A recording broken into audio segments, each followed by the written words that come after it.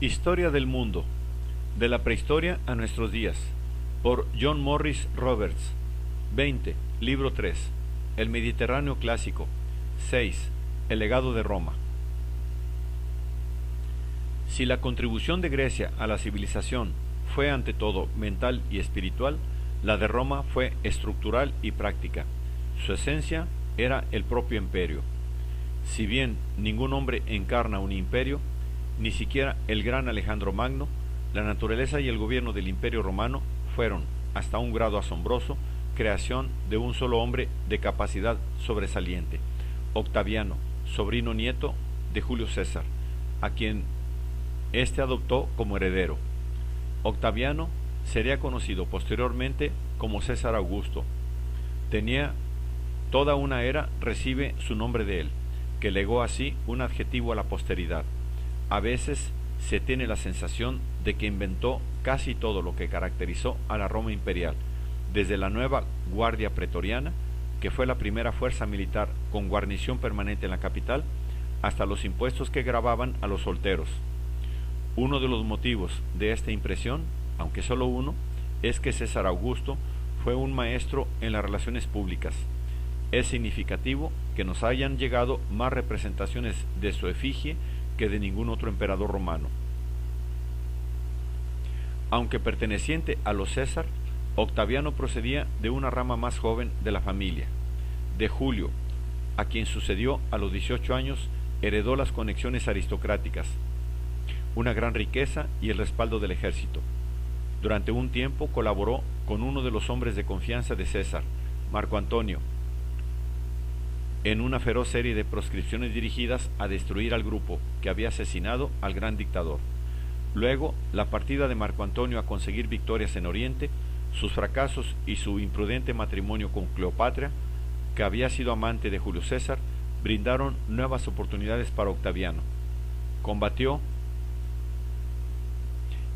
en nombre de la República contra la amenaza de que Marco Antonio regresara como cónsul, llevando la monarquía oriental en su equipaje. A la victoria de Actium, 31 a.C., le siguieron los legendarios suicidios de Marco Antonio y Cleopatra. La dinastía de los Ptolomeos llegó a su fin, y Egipto fue anexionado también como provincia romana. La anexión de Egipto señaló el final de la guerra civil. Octaviano volvió para convertirse en cónsul. Tenía todas las cartas en la mano y prudentemente se abstuvo de jugarlas, dejando que sus oponentes reconocieran su fuerza.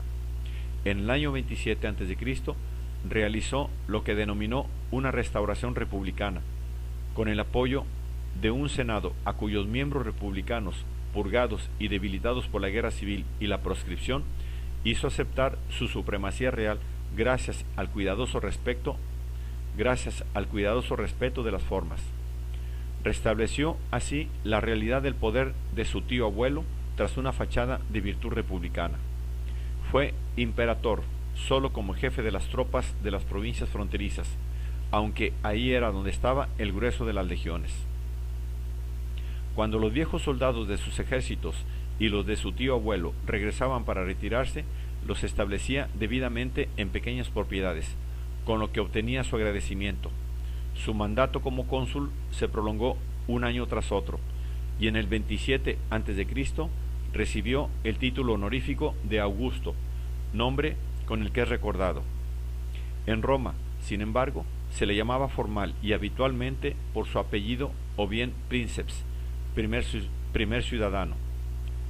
Con el paso de los años, el poder de Augusto creció aún más.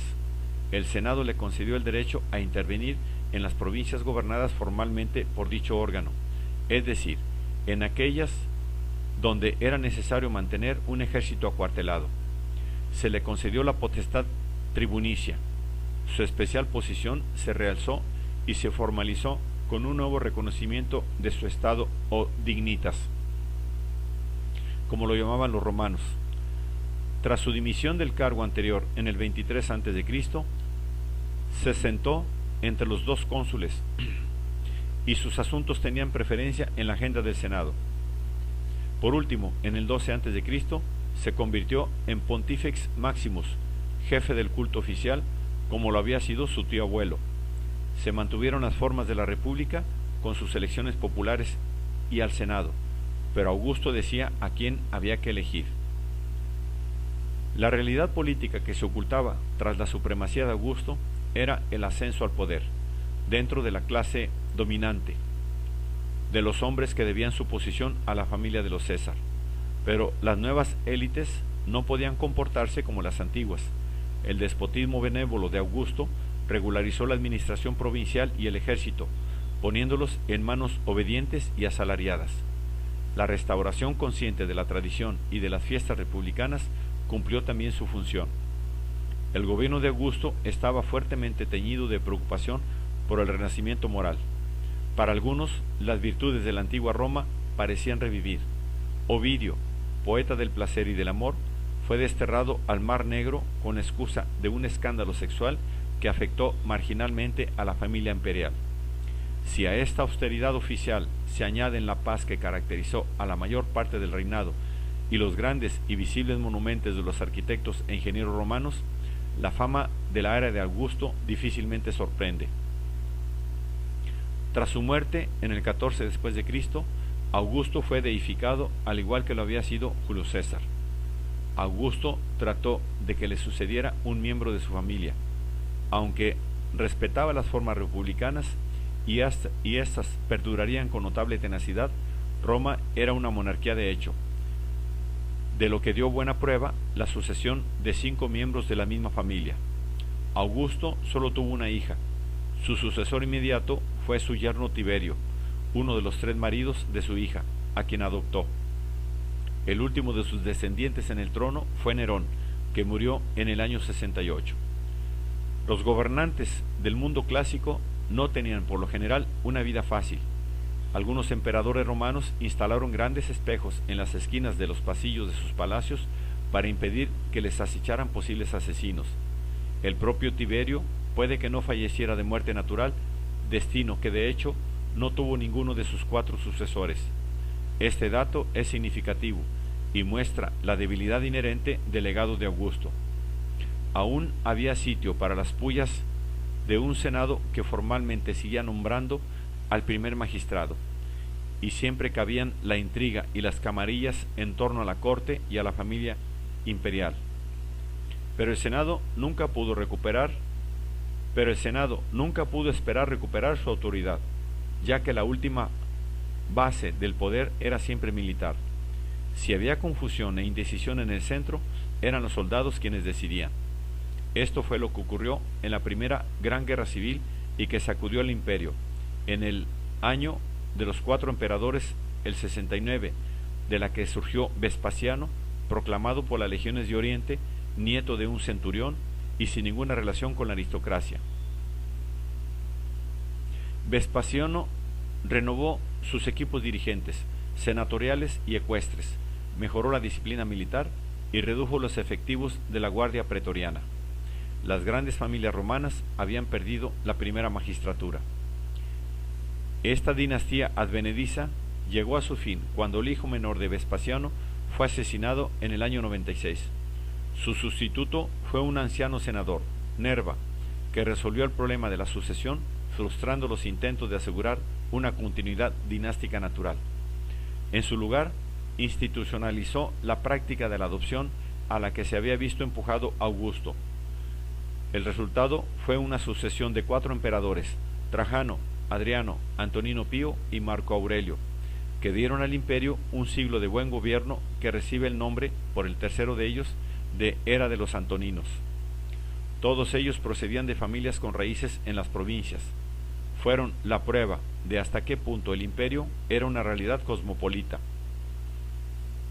el marco del mundo post-helenístico de Occidente y no propiedad exclusiva de los nacidos en Italia.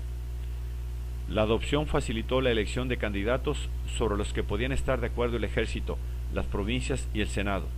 Pero esta edad de oro llegó a su fin con el retorno al principio hereditario que conllevó a la sucesión de Cómodo, hijo de Marco Aurelio. Cómodo murió asesinado en el año 192, al que le siguió un nuevo año 69, cuando, al siguiente, hubo de nuevo 4 emperadores, cada uno de ellos aclamado por su propio ejército.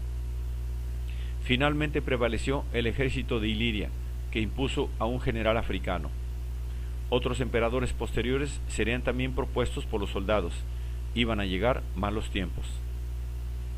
Los emperadores gobernaban entonces un territorio mucho mayor que el que había gobernado Augusto. En el norte, Julio César había realizado incursiones de reconocimiento en Gran Bretaña y Germania, pero había dejado la Galia, con el Canal de la Mancha y el Rin como fronteras. Augusto presionó hacia Germania y también Danubio arriba, desde el sur. El Danubio se convirtió finalmente en la frontera del imperio, pero las incursiones al otro lado del Rin tuvieron menos éxito y la frontera no se estableció en el Elba, como había esperado Augusto. Por el contrario, la confianza de Roma sufrió un grave revés en el año 9, cuando las tribus teutónicas dirigidas por Arminio, a quien los alemanes consideraron posteriormente un héroe nacional, destruyeron 3 legiones. Nunca se recuperaron el terreno ni las legiones, ya que su número se creía de tan mal agüero que jamás volvieron a figurar en las listas del ejército. 8 de ellas siguieron estacionadas a lo largo del Rin, la parte de la frontera mejor guardada debido a los peligros que había tras ella. En otras regiones, el dominio de Roma seguía avanzando.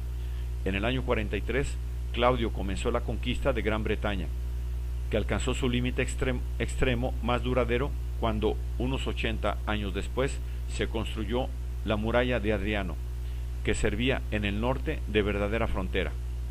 En el 42, Mauritania se había convertido en provincia romana. En el este, Trajano conquistó Dacia, la posterior Rumanía, en el 105, pero esto ocurrió más de un siglo y medio después de que se iniciara en Asia una disputa que resultaría duradera. Roma se había enfrentado a Partia en el Éufrates, en las campañas realizadas por el ejército de Sila en el 92 a.C. No sucedió nada importante hasta 30 años después, cuando los ejércitos romanos comenzaron a avanzar hacia Armenia. Allí se superponían 2 esferas de influencia, y Pompeyo tuvo que arbitrar en una ocasión entre los reyes armenios y Parto en un conflicto de fronteras. Más tarde, en el 54 a.C., el político romano Craso inició la invasión de Partia por el Éufrates. En unas semanas, Craso perdió la vida y un ejército romano de 4.000 hombres quedó destruido. Fue uno de los peores desastres militares de la historia de Roma. Evidentemente, había un nuevo gran poder en Asia. Para entonces, el ejército parto tenía excelentes arqueros montados, así como una caballería pesada de calidad inigualada. Los catafractos, jinetes que iban vestidos con una cota de malla, al igual que sus caballos, y que atacaban con una pesada lanza. La fama de sus grandes caballos provocó incluso la envidia de los lejanos chinos. Tras estos hechos, la frontera oriental del Éufrates permanecería sin cambios durante un siglo, pero los partos no se granjearon la amistad de Roma al intervenir en la política de la guerra civil, hostigando a Sila y fomentando el descontento entre los judíos de Palestina. Marco Antonio, desacreditado y en peligro, tuvo que retirarse a Armenia, después de perder a 35.000 hombres en una desastrosa campaña contra ellos. Pero Partia sufría también divisiones internas, y en el 20 a.C.,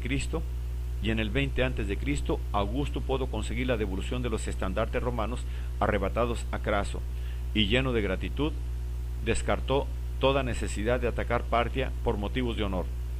Pero la posibilidad de un nuevo conflicto persistió, debido tanto a la susceptibilidad con que ambas potencias consideraban a Armenia como a la inestabilidad de la política dinástica de Partia.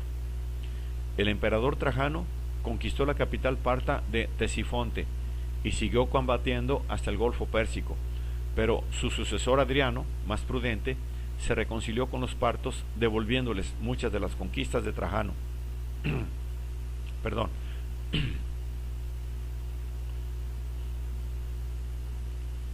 Los romanos alardeaban de que todos sus nuevos súbditos se beneficiaban de la extensión de la Pax Romana, la paz imperial que eliminaba la amenaza de incursiones bárbaras o de disputas internacionales. Aunque esta afirmación ha de matizarse con el reconocimiento de la violencia con que muchos súbditos se resistieron al dominio romano y al derramamiento de sangre que costó, hay algo de cierto en ella. Dentro de las fronteras había un orden y una paz sin precedentes. En algunos lugares esto cambió para siempre las formas de poblamiento, a medida que se fundaban nuevas ciudades en Oriente o que los descendientes de los soldados de César se establecían en nuevas colonias militares en la Galia. A veces, ello tuvo consecuencias de mayor alcance aún. La fijación permanente de la frontera del Rin afectó a la historia de Europa por su división de los pueblos germánicos. Mientras tanto, en todas partes, a medida que la situación se normalizaba, se producía una romanización gradual de los notables locales, a quienes se animaba a compartir una civilización común cuya difusión facilitaba la nueva rapidez de las comunicaciones gracias a las calzadas, cuyo principal fin era el desplazamiento de las legiones. Napoleón no pudo desplazar a sus mensajeros desde París a Roma más rápido de lo que lo hicieron los emperadores del siglo I. El imperio ocupaba una enorme superficie y exigía la solución de problemas de gobierno a los que nunca se habían enfrentado los griegos ni habían resuelto los persas. Apareció una burocracia compleja, con un notable ámbito de competencia. Por citar solo un pequeño ejemplo, los expedientes de todos los oficiales con rango de centurión y superior, por así decir, de jefe de compañía para arriba, estaban centralizados en Roma. El cuerpo de funcionarios civiles provinciales era el armazón administrativo, que en más de un lugar dependía en la práctica del ejército, que hacía mucho más que combatir. A la burocracia se le controlaba con objetivos muy limitados. Estos eran sobre todo de índole fiscal. Si recaudaba impuestos, Roma no deseaba interferir de otra forma en el funcionamiento de las costumbres locales. Roma era tolerante y proporcionaría el marco dentro del cual el ejemplo de su civilización apartaría a los bárbaros de sus costumbres autóctonas. La reforma de los administradores había comenzado con Augusto. El Senado seguía nombrando muchos cargos con una periodicidad anual, pero los legati, delegados del emperador, que actuaban en su nombre en las provincias fronterizas, ejercían el cargo conforme a sus deseos. Todo apunta a que, con independencia de los medios con que se alcanzó, la administración logró una notable mejora durante el imperio, en comparación con la corrupción del último siglo de la República. Estaba mucho más centralizada e integrada que el sistema persa de satrapías. La cooperación de los súbditos se obtenía mediante un señuelo. La República primero y luego el imperio se habían extendido concediendo la ciudadanía a un número cada vez mayor de súbditos de Roma. Era un privilegio importante, entre otras cosas, como nos recuerdan los Hechos de los Apóstoles. Conllevaba el derecho a apelar las sentencias de los tribunales locales ante el emperador en Roma. De la concesión de la ciudadanía podía depender la obtención de las lealtades de los notables locales. Con el paso de los siglos, un número creciente de no romanos fueron miembros del Senado y vivieron en Roma. Finalmente, en el año 212, se concedió la ciudadanía a todos los súbditos libres del imperio. Este último hecho es un destacado ejemplo de la capacidad de asimilación romana. El imperio y la civilización que éste llevaba eran claramente cosmopolitas. El marco administrativo contenía una variedad asombrosa de contrastes y diversidades, conjugadas no por un despotismo imperial ejercido por una élite romana o una burocracia profesional, sino por un sistema constitucional que absorbió a las élites locales y las romanizó. Desde el siglo I, el propio Senado vio decrecer el número de miembros de ascendencia italiana. La tolerancia romana al respecto se difundió entre otros pueblos. El imperio no fue nunca una unidad racial cuyas jerarquías estuvieran vetadas a los no italianos.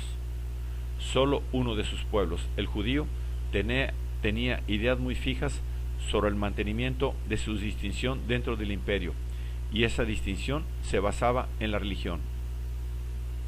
La civilización helenística ya había logrado una notable mezcla de Oriente y Occidente. Ahora Roma continuaba el proceso en un territorio más extenso aún. El elemento más evidente del nuevo cosmopolitismo era de hecho el griego, ya que los propios romanos se beneficiaron en gran medida de la herencia griega, aunque fue con los griegos de la era helenística con los que se sintieron más cómodos. Todos los romanos cultos eran bilingües, y lo que da fe de la tradición en la que se inspiraban. El latín era la lengua oficial. El latín era la lengua oficial y siempre fue la del ejército. Se hablaba en la mayor parte de Occidente, y a juzgar por los documentos militares, el nivel de alfabetización era elevado. El griego era la lengua franca en las provincias orientales, donde lo hablaban todos los funcionarios y comerciantes, y se empleaba en los tribunales si así lo deseaban los litigantes. Los romanos cultos aprendían a leer los clásicos griegos y de ellos sacaban sus modelos. La creación de una literatura que pudiera sostenerse en pie de igualdad con la más antigua fue la loable ambición de la mayoría de los escritores romanos. En el siglo I, cuando más se aproximaron a esta meta, la confluencia del logro cultural y el imperial sobresale en Virgilio, el renovador consciente de la tradición épica, que fue al mismo tiempo el poeta de la misión imperial. Puede que esto explique en parte la peculiar atmósfera de la cultura romana. Quizás sea la evidencia y omnipresencia del legado griego lo que la priva en gran parte del aire de novedad. El peso de esta herencia estaba acentuado por la preocupación estática y conservadora de los pensadores romanos, cuya atención absorbían casi exclusivamente dos focos: el legado griego y las tradiciones morales y políticas de la República. Ambos perduraron, curiosa y en cierto modo artificialmente, en un entorno material en el que cada vez encajaban menos. La educación formal cambió poco en la práctica y en su contenido a lo largo de los siglos. Por ejemplo, Tito Livio, el gran historiador romano, trató de nuevo de resucitar las virtudes republicanas en su historia, pero sin criticarlas ni reinterpretarlas. Aun cuando la civilización romana era irreversiblemente urbana, seguían celebrándose las virtudes casi extintas del campesino independiente, y los romanos ricos anhelaban, decía, abandonarlo todo por la vida sencilla del campo. La escultura romana solo repitió lo que los griegos ya habían hecho mejor, y las filosofías de Roma eran también griegas. El epicureísmo y el estoicismo ocupaban el centro del escenario. El neoplatonismo era innovador, pero procedía de Oriente, al igual que los misterios, religiones que finalmente proporcionaron a los hombres y a las mujeres de Roma lo que su cultura no podía darles. Los romanos solo fueron grandes creadores en dos campos prácticos, en el derecho y en la ingeniería. Los logros de los juristas fueron relativamente tardíos. Hasta los siglos II y III, los jurisconsultos no comenzaron a reunir los comentarios que constituirían un legado tan valioso para el futuro cuando los códices pasaron a la Europa medieval. En la ingeniería, y los romanos no la distinguían de la arquitectura, la calidad de sus obras impresiona de inmediato. Fue una fuente de orgullo para los romanos y una de las pocas cosas en las que estaban seguros de que habían superado a los griegos. Se basaban en la mano de obra barata. En Roma eran los esclavos, y en las provincias a menudo eran las legiones desocupadas de las guarniciones las que en tiempos de paz llevaron a cabo las grandes obras de ingeniería hidráulica y construyeron puentes y carreteras. Pero intervinieron más factores aparte de los materiales. Los romanos fueron en realidad los primeros al oeste del Indo en unir el arte en la planificación urbanística y la destreza administrativa, y su invención del hormigón y de la cúpula abovedada revolucionó las formas de los edificios. Por primera vez, los interiores de los edificios fueron algo más que una serie de superficies para la decoración. Los volúmenes y la iluminación se convirtieron en parte del objeto de la arquitectura. Las basílicas cristianas posteriores fueron las primeras grandes manifestaciones de una nueva preocupación por los espacios interiores de los edificios. El talento técnico romano dejó su huella en una zona que se extiende desde el Mar Negro al oeste, al este hasta la muralla de Adriano en el norte y las montañas del Atlas al sur. La capital, naturalmente, contenía algunas de las reliquias más espectaculares. Allí, El esplendor del imperio se expresaba en una riqueza de los acabados y de la decoración que no se alcanzó en ningún otro lugar. Cuando los revestimientos de mármol estaban intactos y la pintura y las molduras de estuco rompían la monotonía de la masa de piedra desnuda, Roma debía de estimular la imaginación como antes lo hiciera Babilonia. Había en ello una ostentación que le confería también cierta vulgaridad, y en esto tampoco es difícil percibir la diferencia de calidad entre Roma y Grecia. La civilización romana exhibe una rudeza y un prosaísmo patentes hasta en sus mayores monumentos. El materialismo romano no era, en parte, más que la expresión de las realidades sociales en las que se basaba el imperio. Roma, al igual que todo el mundo antiguo, se construyó sobre una gran división entre ricos y pobres, y en la capital esta división era un abismo que no se ocultaba, sino que se expresaba conscientemente. Los contrastes de riqueza eran flagrantes en la diferencia entre la suntuosidad de las casas de los nuevos ricos, que recibían las rentas del imperio y que recurrían a los servicios de quizá decenas de esclavos en la ciudad y de cientos en las haciendas que les mantenían, y los hormigueros donde vivía el proletariado romano. Los romanos no tenían ninguna dificultad en aceptar estas divisiones como parte del orden natural. A este respecto, pocas civilizaciones se han preocupado por ello antes que la nuestra, aunque menos aún las mostraron de forma tan patente como la Roma imperial.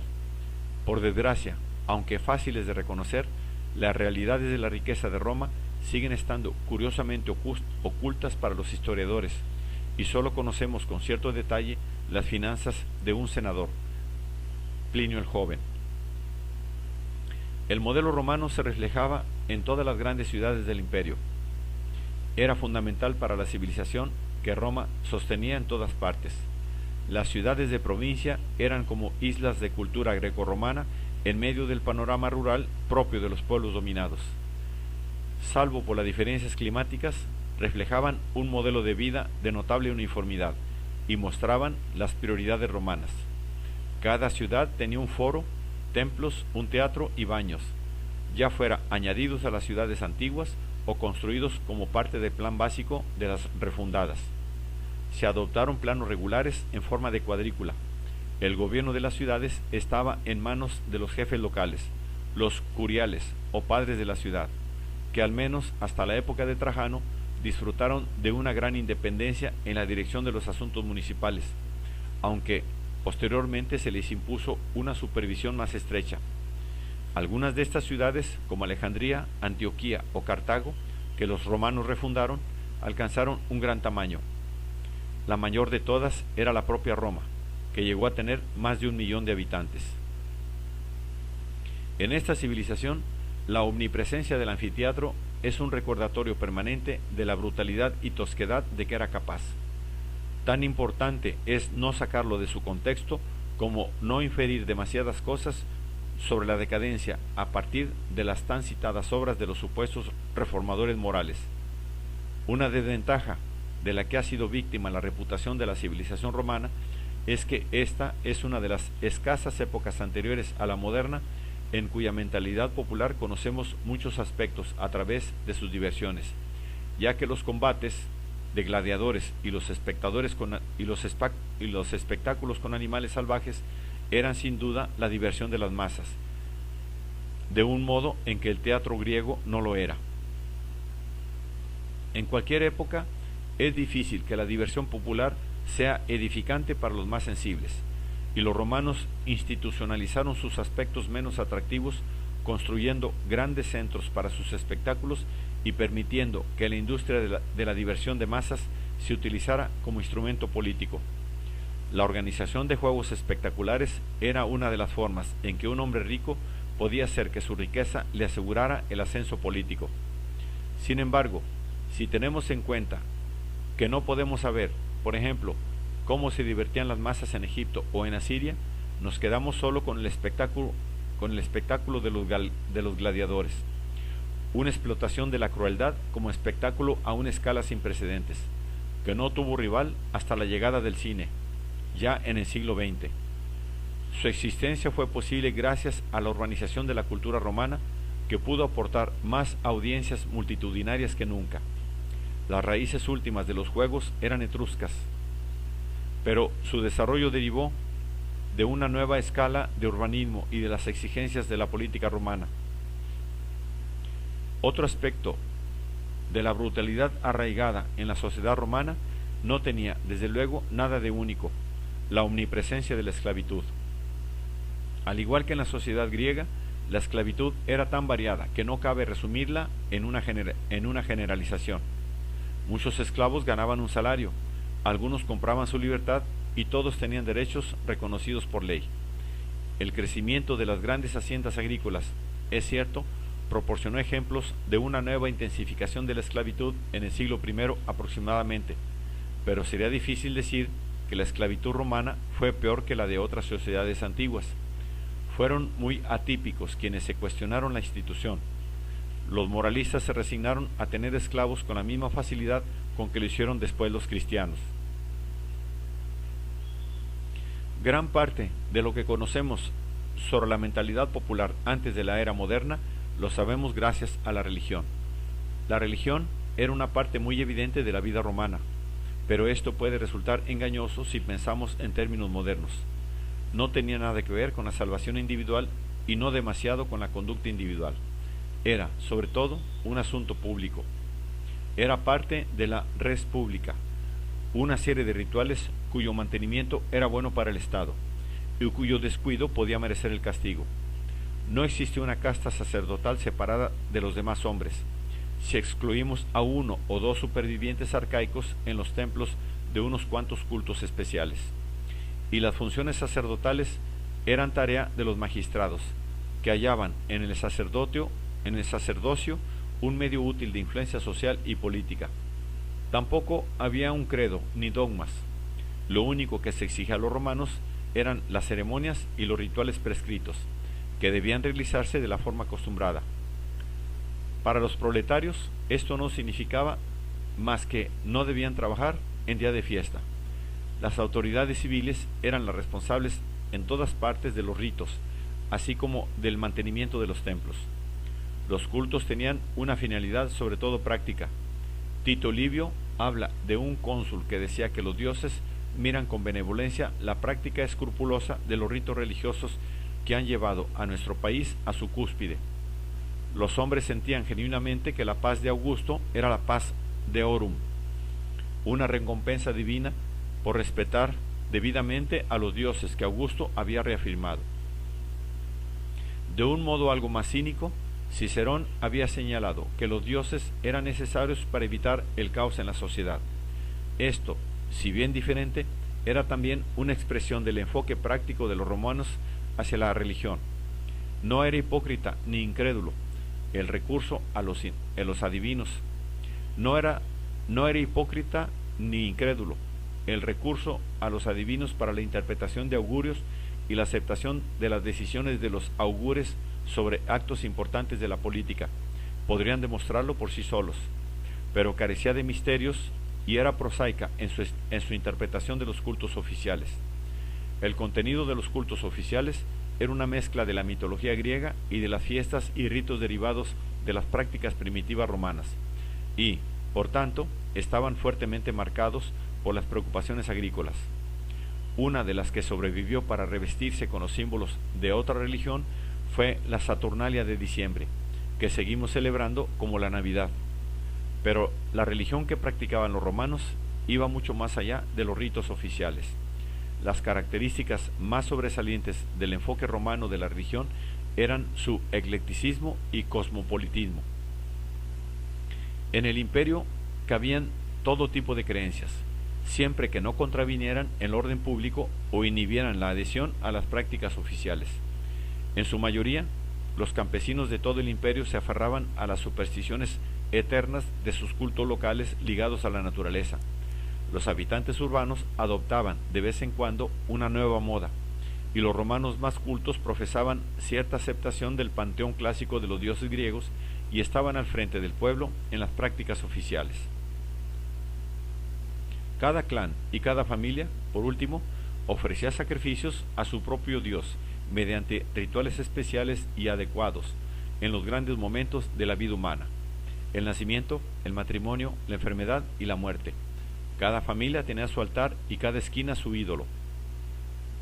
Con Augusto hubo un intento deliberado de revitalizar las creencias antiguas, algo erosionadas por el estrechamiento de las relaciones con el Oriente helenístico, y sobre las que algunos escépticos se habían manifestado con ironía ya en el siglo II a.C. A partir de Augusto, los emperadores siempre desempeñaron el cargo de sumo sacerdote, Pontifex Maximus, uniendo así la primacía política y la religiosa en una misma persona, lo que inició la importancia creciente y la definición del propio culto imperial. Este culto se adecuaba bien al conservadurismo innato de los romanos, a su respeto por las costumbres de sus antepasados. El culto imperial vinculaba el respeto por los patronos tradicionales, el apaciguamiento o la invocación de las deidades familiares y la conmemoración de los grandes hombres y acontecimientos, con las ideas sobre el carácter divino del trono procedentes de Oriente, de Asia, de donde se erigieron los primeros altares a Roma o al Senado, y donde pronto se reasignaron al emperador. El culto se difundió por todo el imperio, aunque hasta el siglo III la práctica no fue del todo respetable en la propia Roma, donde estaba muy arraigado el sentimiento republicano. Pero aún allí, las tensiones del imperio habían favorecido ya un renacimiento de la piedad oficial que benefició al culto imperial. La deificación de los gobernantes no fue lo único que llegó de Oriente. Hacia el siglo II es prácticamente imposible distinguir la tradición religiosa romana pura de otras tradiciones dentro del imperio. El panteón romano, como el griego, quedó absorbido de forma casi indistinguible por una masa de creencias y cultos, de límites difuminados y fluidos, que fusionaba imperceptiblemente un ámbito de experiencia que iba desde la pura magia al monoteísmo filosófico popularizado por los filósofos estoicos. El mundo intelectual y religioso del imperio era omnívoro, crédulo y profundamente irracional. Es importante no dejarnos engañar al respecto por el visible sentido práctico de la mentalidad romana. Los hombres prácticos son a menudo supersticiosos. Tampoco la herencia griega se extendió de una forma totalmente racional. El siglo I a.C. consideraba a sus filósofos unos hombres inspirados, unos santos cuyas enseñanzas místicas eran la parte de sus obras que se estudiaba con más afán, e incluso la civilización griega se había erigido siempre sobre una amplia base de superstición popular y de prácticas y cultos locales. Los dioses tribales llenaban todo el mundo romano. Todo esto se reduce a un alto grado de crítica práctica de las antiguas costumbres romanas. Obviamente, ya no era suficiente para una civilización urbana, por superiores que fueran en el número los campesinos sobre los que se basaba. Muchas de las fiestas tradicionales eran pastoriles o agrícolas en su origen, pero a veces se olvidaba hasta el dios invocado. Los habitantes de las ciudades necesitaban algo más que la piedad en un mundo cada vez más complejo. Los hombres se hacían desesperadamente a todo lo que pudiera dar sentido al mundo y cierto grado de control sobre él, lo que benefició a las viejas supersticiones y a las nuevas modas. Prueba de ello es la atracción que ejercían los dioses egipcios, cuyos cultos inundaron todo el imperio a medida que su seguridad creciente facilitaba los viajes y los intercambios, que incluso fomentó un emperador Livio, Séptimo Severo. Un mundo civilizado de mayor complejidad y unidad que ningún otro anterior, albergaba al mismo tiempo una religiosidad creciente y una curiosidad casi sin límite. Se dice que uno de los últimos grandes maestros de la antigüedad pagana, Apolonio de Tiana, vivió y estudió con los brahmanes de la India. Los hombres buscaban nuevos salvadores mucho antes de que apareciera uno en el siglo I. Otro síntoma de la influencia oriental fue la popularización de los misterios, cultos que se basaban en la transmisión de virtudes y poderes especiales a los iniciados a través de ritos secretos. El culto de sacrificio a Mitra, un dios menor de la religión de Zoroastro, apoyado especialmente por los soldados, era uno de los más famosos. Casi todos los misterios reflejaban la impaciencia con las limitaciones del mundo material, un pesimismo extremo acerca de él y una preocupación por la muerte, y quizá una promesa de supervivencia después de ella. En esto radicaba su poder para proporcionar una satisfacción psicológica que ya no ofrecían los dioses antiguos y que nunca poseyó realmente el culto oficial. Arrastraban a las personas hacia ellos, tenían el atractivo que posteriormente llevaría a los hombres al cristianismo, que en su primera época se consideró a menudo significativamente otro misterio. Que el dominio romano no satisfacía siempre a todos los súbditos fue cierto, incluso en la propia Italia, cuando ya en el 73 a.C., en el desorden de la última etapa de la República, una gran rebelión de esclavos requirió 3 años de campañas militares y fue castigada con la crucifixión de 6.000 esclavos a lo largo de las calzadas que salían de Roma hacia el sur. En las provincias, la rebelión era endémica, siempre a punto de estallar por un gobierno especialmente duro o malo. Eso fueron la famosa rebelión de Boadicea en Gran Bretaña o el primer alzamiento de Panonia durante el reinado de Augusto. A veces, estos disturbios evocaban las tradiciones locales de independencia, como fue el caso de Alejandría, donde fueron frecuentes. En otro caso concreto, el de los judíos, tocaban fibras muy similares a las del nacionalismo posterior. El espectacular historial de desobediencia y resistencia de los judíos se remonta al periodo anterior al dominio romano, hasta el 170 a.C., cuando combatieron ferozmente las prácticas occidentalizantes de los reinos helenísticos, que prefiguraron políticas que más tarde adoptaría Roma. El culto imperial empeoró las cosas. Incluso los judíos, a los que no les importaban los recaudadores de impuestos romanos y que pensaban que había que darle al César lo que era del César, se sentían obligados a no cometer blasfemia de ofrecer sacrificios ante el altar del emperador. En el año 66 estalló una gran rebelión, y hubo otras contra Trajano y Adriano. Las comunidades judías eran polvorines. Su susceptibilidad hace algo más comprensible que un procurador de Judea, hacia el año 30, no se sintiera muy inclinado a defender con firmeza y escrupulosidad los derechos de un acusado cuando los dirigentes judíos exigieron su muerte.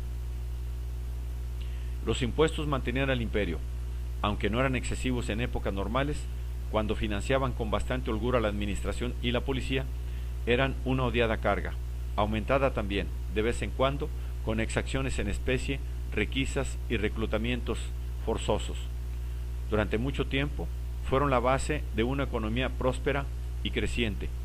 No se trataba solamente de adquisiciones imperiales tan afortunadas como las minas de oro de Dacia. El aumento de la circulación del comercio y el estímulo que proporcionaban los nuevos mercados de los grandes campamentos de las fronteras favorecieron también la aparición de nuevas industrias y proveedores. El enorme número de ánforas de vino halladas por los arqueólogos es solo un indicio de lo que debió de ser un vasto comercio de productos alimenticios, textiles, especias, que ha dejado menos huellas. Pero la base económica del imperio fue siempre la agricultura. Esta no era rica según los cánones modernos, ya que sus técnicas eran primitivas. El agricultor romano no vio nunca un molino de viento, y los molinos de agua eran aún más raros cuando el imperio sucumbió en Occidente. Pese a su idealización, la vida rural era dura y laboriosa. Por tanto, para ella era también esencial la paz romana. Significaba que podían pagarse los impuestos con el pequeño excedente de producción y que no se saquearían las tierras. En última instancia, casi todo parece apuntar hacia el ejército, del que dependía la paz romana, aunque fue un instrumento que cambió en 6 siglos tanto como el propio Estado romano.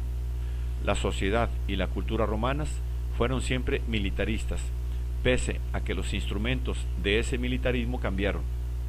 Desde la época de Augusto, el ejército era una fuerza regular de servicio prolongado y que ya no dependía, ni siquiera formalmente, de la obligación de todos los ciudadanos de alistarse en él. El legionario común servía durante 20 años, 4 de ellos en la reserva, y de forma creciente, a medida que transcurría el tiempo, procedía de las provincias. Por sorprendente que pueda parecer, dada la fama de la disciplina romana, parece que hubo suficientes voluntarios para que los aspirantes a reclutas recurrieran a las cartas de recomendación y al mecenazgo. Las 28 legiones, que eran los efectivos normales tras la derrota en Germania, se distribuían en las fronteras, con unos 160.000 hombres en total, y constituían el núcleo del ejército, que tenía casi el mismo número de hombres en la caballería, los cuerpos auxiliares y otras armas. Las legiones siguieron bajo el mando de los senadores, salvo en Egipto, y la cuestión fundamental de la política en la capital siguió siendo la vía de acceso a oportunidades como esta, ya que, como se vio cada vez más claro con el paso de los siglos, era en los campamentos de las legiones donde estaba el corazón del imperio, pese a que la guardia pretoriana se disputaba a veces su derecho a elegir un emperador. Pero los soldados hicieron solo parte de la historia del imperio. A largo plazo, el puñado de seguidores y discípulos del hombre que el procurador de Judea había entregado para la ejecución tuvieron casi el mismo impacto que ellos.